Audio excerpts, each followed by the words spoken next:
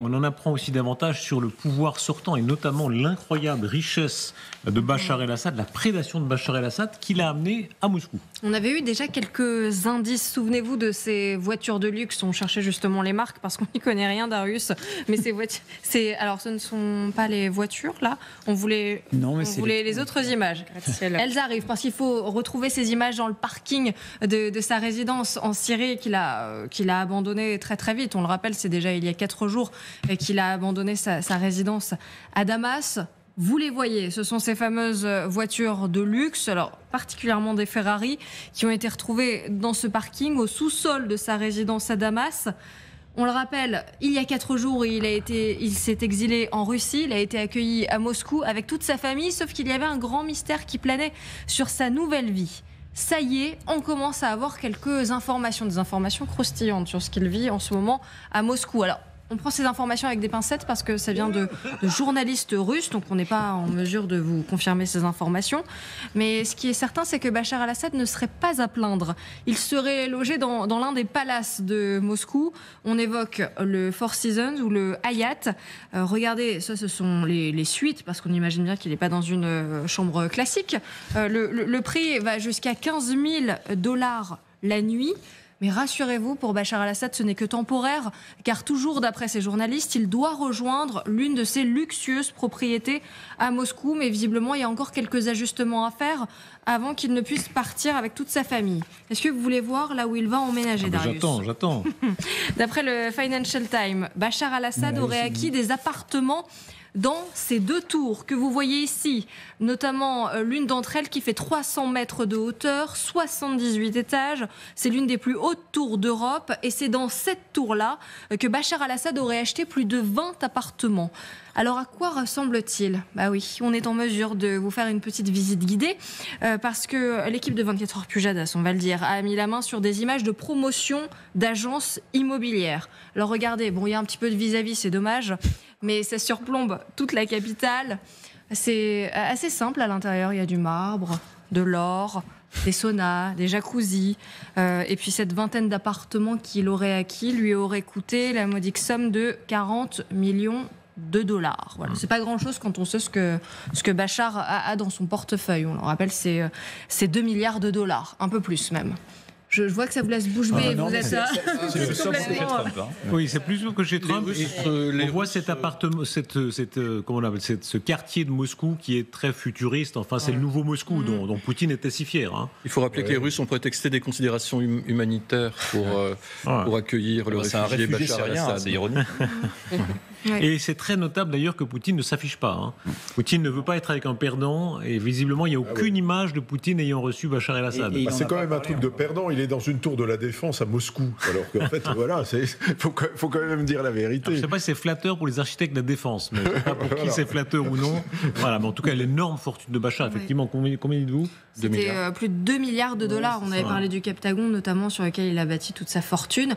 Margot Haddad, c'est vrai que ça, c'est assez connu. Il faut savoir où sa fortune est. Bachar el-Assad a une fortune colossale, toute sa famille, son frère aussi, mais ça ne nous étonne pas vraiment les conditions dans lesquelles il va pouvoir vivre. Oui, surtout que dans des dictatures de dynastie comme celle-ci, il ne faut pas oublier que tout de même le père était à la tête du pays avant, grand dictateur également, et que Bachar el-Assad avait fait au départ l'illusion d'une forme de démocratie avec ce qu'il appelait le printemps de Damas.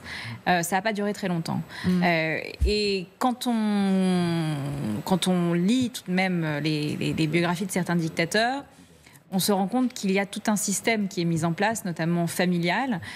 Si on regarde al-Assad, c'est le cas avec Asma, sa femme, mais également le frère de Hafez, le père, la famille Marlouf, qui était, elle, également très présente dans le développement des opérations financières, de corruption, mais également de prélèvement grâce au taux de change, parce qu'il faut savoir que les pays en crise ont 2 taux de change, une forme de taux de change qui est le taux de change normal et le taux de change un peu factice ou qu'on appelle mafieux. Et là-dessus, sur l'aide humanitaire également, le gouvernement al-Assad prenait de l'argent.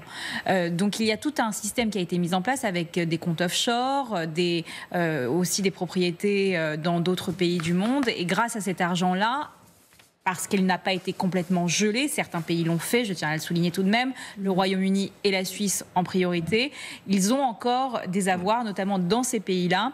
Et c'est le cas pour beaucoup de personnes d'autres pays qui ont une dictature en place, notamment les Iraniens. Quand vous allez à Moscou, ils sont partout dans les palaces de Moscou. Ils continuent de vivre dans ce fameux régime qu'on appelle vulgairement le régime des mollahs. Ils sont là, ils sont bien présents, ils ont une vie fantastique dans ces pays-là. Et ça, il faut bien en avoir conscience pour ce qui est en train de se passer au niveau géopolitique. Sur l'organisation de ces dictateurs, Bachar aura été jusqu'au bout un dictateur très organisé. C'est-à-dire c'est un boucher terrifiant, mais extrêmement comptable, très bon organisateur.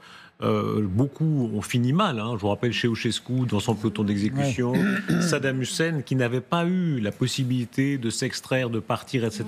Quand on voit ces images, jusqu'au bout, Bachar aura été un monstre d'organisation. Il avait pris ses dispositions, il avait acheté ces dizaines d'appartements à hauteur de 40 millions d'euros, comme le rappelait Margot. C'est vrai que la traduction, je veux dire, à la ville de cette richesse, de cette opulence, c'était Asma al-Assad qui a fait garnir son palais, dont on a vu des images exclusives chez nous de meubles à hauteur de 350 000 $, des escarpins de marque Louboutin, pour ne pas la citer, mais extrêmement raffinés et très chers. Donc ça, c'est la vitrine de cette richesse. Et en effet, c'est un homme qui a pris ses dispositions et qui ne voulait pas s'acheter le sort de Kadhafi ou de Saddam Hussein qu'on avait retrouvé au fond d'une case. Il y a toujours un mystère. Par exemple, on ne sait jamais si Poutine on sait qu'il est très riche, mais est-ce que c'est son argent personnel? Est-ce que ce sont des comptes secrets du FSB? Nul ne sait si Poutine veut perdre le pouvoir, s'il a la capacité de partir. On ne sait pas d'ailleurs très bien où. Ce serait en Iran, en Chine peut-être, pour être sûr, ou en Corée du Nord. Voilà. La météo est plus ou moins favorable sur le lieu, mais en tout cas, les dictateurs ont ou n'ont pas une base arrière. Lui, il l'avait organisé. Et les Russes l'ont sûrement aidé à partir, de toute manière. Donc la base de repli, quand ça commençait à se gâter, les Russes, à la différence de Saddam Hussein, à la différence de Kadhafi, il était encore adossé à une puissance qui l'a aidé à s'extraire. Donc vraisemblablement, c'est ce qui lui permet aujourd'hui de continuer à vivre dans des conditions luxueuses, mais de loser. Voilà. Et sur les 2 milliards de dollars, il y en a énormément à Dubaï, gérés par 2 ou 3 gestionnaires de fortune, 2 ou 3 trustees qui sont identifiés par les services de renseignement occidentaux et sur lesquels pèse une très grosse pression depuis quelques jours. C'est-à-dire ? On a identifié un certain nombre de comptes. Alors, c'est compliqué, c'est souvent dans des banques iraniennes, notamment. Donc voilà, l'idée, ce serait d'essayer de geler ces comptes, du moins de saisir en partie les fonds, mais les juridictions aux Émirats Arabes Unis et à Dubaï sont telles que c'est extrêmement compliqué. Oui, puis les Émirats qui avaient tout de même légitimé la présence, qui avaient redoré le blason de Bachar al-Assad en le recevant en grande pompe. C'est-à-dire qu'ils jouent aussi leurs cartes. Mais il ne faut pas sous-estimer non plus le système de la femme. Et d'ailleurs, j'encourage les téléspectateurs à lire Femmes de dictateurs, les tomes 1 et 2 de Diane Dufray, qui sont exceptionnels là-dessus. On l'avait vu également dans la famille Ben Ali, avec Leïla, qui avait également tout un système avec sa famille, qui avait de l'argent, avec des personnes à l'étranger, des personnalités. On ne sait pas, avec des décennies comme ça de dictature, on ne sait pas où est l'argent. Et on est incapable, à l'heure actuelle, de tracer tout l'argent de ces hommes-là quand ils sont en liberté. Mais il y a une traçabilité qui... Notamment, et à Paris notamment, avec les biens mal acquis, et notamment autour et le long de la Seine, face à la Tour Eiffel, il y a des résidences extrêmement luxueuses dont on dit que certains appartements dans ces résidences appartiennent à la famille ou en tout cas à l'entourage Bachar el-Assad. Il y aura un sujet en France et à Paris notamment. Et je rappelle...